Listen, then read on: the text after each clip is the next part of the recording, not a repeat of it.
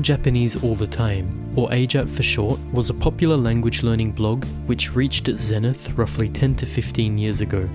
Its creator, who goes by the alias Katsumoto, is often accredited with being perhaps the first person to introduce and popularize immersion learning to a wider audience. What you have to understand is that at the time, and to some extent even today, the prevailing idea was that in order to learn a language, one must spend hours upon hours poring over boring textbooks, memorizing complex grammar rules, and doing endless vocab drills, only to find that after all that hard work, you can hardly string two intelligible words together and struggle to comprehend even the most basic native speech, enough to convince anyone that learning a foreign language to a high level as an adult is simply impossible because adult brains are somehow wired differently or something. Against this backdrop, the All Japanese All the Time blog was like a breath of fresh air. It challenged all the widely believed myths about language learning and showed that anyone at any age can learn any language to a near native level simply by getting lots of input and, most importantly, by having fun. It's actually one of the best resources for language learning, and I'd highly recommend anyone who has a chance to read through the table of contents, which I'll leave a link to down below. Having said that, that doesn't mean there aren't any bad, or even downright stupid, ideas scattered among the mostly good pieces of advice. I intend to present what I think are the worst ideas and advice that you're probably better off ignoring if you plan to use All Japanese All the Time as a guide for language learning. Here are the two worst pieces of advice on the AJATT website. 1. Only consume content made by natives for natives. The All Japanese All the Time website pretty clearly states that right from the beginning, you should only ever consume content made by natives for natives, even if you don't understand the content you're consuming. The reason for this is quite simple. Firstly, watching something that's entertaining and something you have an interest in, let's say a TV series in your target language, is much more enjoyable and will therefore capture your attention more than some contrived, simplified content made for beginner learners about a topic you've probably no interest in. Secondly, the input you get from something such as a TV series will be much more natural and closer to the way natives actually speak, compared to language that's purposely dumbed down for learners. These are all perfectly valid points, and no matter what your level is, watching a TV series in your target language is always going to be infinitely better than watching some video explaining grammar that's probably 90% in English anyway. There's only one problem with this. If you're still a beginner, watching content made for adult natives will be barely comprehensible, meaning progress can be incredibly slow and frustrating. Assuming you're careful about what you consume, I believe certain content that's simplified and made more comprehensible for learners can be extremely helpful in the beginning stages. Even children learning their native language learn through input that's simplified, slowly spoken, clearly enunciated, and made more comprehensible so the little brats can understand and acquire the language, despite their still limited abilities. If you decide to use content simplified for learners, however, there are a few things to keep in mind when choosing which content to use. 1. Make sure the content is only in your target language and avoids any unnecessary translations and explanations about the language. While hearing explanations about the language may make you feel like you're getting better at the language, you're not. You're simply learning about the language without actually acquiring it. 2. The more comprehensible, the better. Content that uses things like pictures, exaggerated gestures, and repeated phrases can make input much more comprehensible and aid with acquiring language. The channel Dreaming Spanish is a perfect example of the ideal beginner-level input. Although it can still be hard to find this sort of content for most languages, typing your target language followed by comprehensible input into YouTube should give you some potentially useful resources. Advice number 2.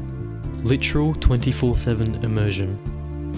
One of the main assertions on the AJATT site was that in order to achieve extraordinary results, in this case becoming native in a foreign language, extraordinary measures must be taken, hence the name All Japanese All the Time.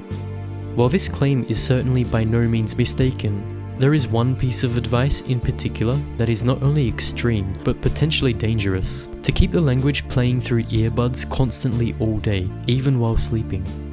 even ignoring the potential effects on your mental sanity of surrounding yourself with constant noise and stimulation without rest. This is dangerous primarily for two reasons. First of all, being exposed to noise through headphones this long increases your risk of permanent hearing loss, ear infections, and tinnitus. If you still want to get in many hours of immersion during the day without ruining your hearing, you can reduce your risk of ear problems by listening at low volumes, listening through speakers and over-ear noise-cancelling headphones, and taking regular breaks from the noise. The second reason this advice is dangerous is the effect on your sleep.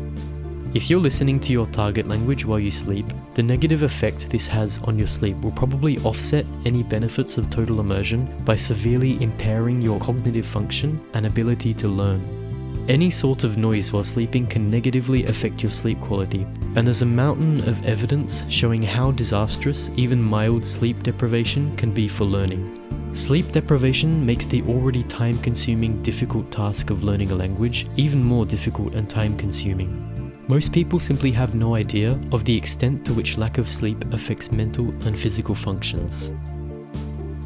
For this video, I originally intended to introduce what I thought was the top 3 worst advice, but I actually struggled to find a third one.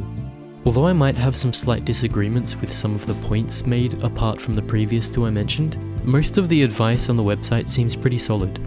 There are some common criticisms that I often see directed at AJATT, like Katsumoto's later recommendation to use MCD flashcards.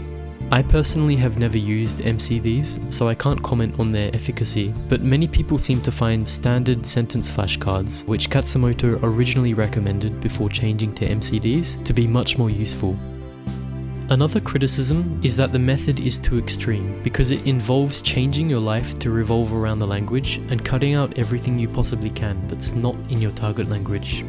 While Katsumoto does take his advice a bit too far sometimes, such as recommending immersion habits that can potentially harm your health, as I mentioned earlier in the video, it's true that he's targeting a specific demographic, those who want to get to a near native level in a relatively short amount of time. Until I started making this video, I'd always assumed that AJATT was the originator of the "don't speak a word of your target language for years until you understand 100% or you'll permanently ruin your ability" idea, but upon going through the site once more for the first time in a long time, there's barely any mention of potential harmful effects of early output, and I couldn't find any examples of Katsumoto explicitly denouncing early output. Though it may have been partially inspired by the AJATT philosophy, this is clearly an idea that originated from followers who came later. There are plenty of other aspects of AJATT that later became the target of criticisms. The site's poor usability, the hyper-monetization it underwent after becoming popular, the abundance of dubious overpriced products that began appearing later on. But this video is specifically about the actual method itself and advice given by Katsumoto, so I've decided to forego mention of these aspects. Like I said at the start of the video, the AJATT website is actually mostly full of great ideas that revolutionized language learning and put many people, including myself, on the right path to getting to a high level in a foreign language. I've only intended with this video to highlight some of the not so great ideas, which I think learners should avoid. Thanks for watching. Subscribe for more videos and let me know in the comments if there are any ideas on the AJATT site that you don't like.